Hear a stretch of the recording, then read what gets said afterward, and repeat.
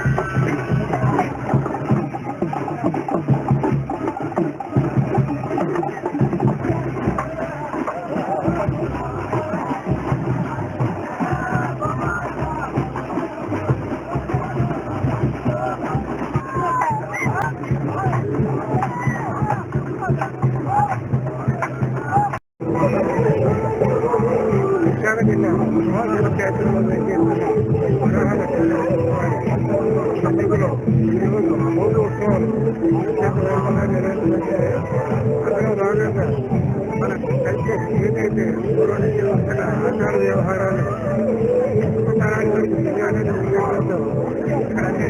కార్యక్రమాలు ఏర్పాటు చేయడం జరిగిందండి. ఈరోజు ఉదయం 6:30 నుంచి అమ్మవారి దర్శనాలు కల్పించడం జరిగింది. ఈరోజు సుమారు 40 నుంచి 50,000 మంది స్వామివారి దర్శనం చేసుకుంటారని అంచనా ఉంది.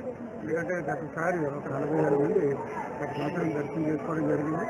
దానికి అనుగుణంగానే మన క్యూ లైన్స్ అన్నీ ఏర్పాటు చేయడం జరిగిందండి. భక్తులకు ఎటువంటి ఇబ్బంది లేకోకుండా క్యూ లైన్స్లో వాటర్, పాలు కూడా సప్లై చేయడానికి రెడీ చేస్తున్నామండి చిన్నపిల్లలకి. కాబట్టి ఏదైతే దేవస్థానం వారు అరేంజ్ చేస్తున్నారు ఆ క్యూ లైన్స్ ద్వారా భక్తులందరూ వచ్చినట్టయితే స్వామివారిని చేస్తున్నారు. చక్కటి వాతావరణం జరుగుతుంది కాబట్టి సిబ్బంది భక్తులందరూ దేవస్థానం సిబ్బంది అన్నదానం కూడా ఉందండి. 5 రోజులు అది ఉందండి. సంవత్సరం ఏదైతే ఉందో అవన్నీ ఉదయంగా నడుస్తాయండి. ఎక్కువ 2 రోజులు మొత్తం ఎక్కువ 2 రోజులు జరుగుతుంది. 3 రోజులేనండి. ఒకటి కనుమ 3 రోజులు మనం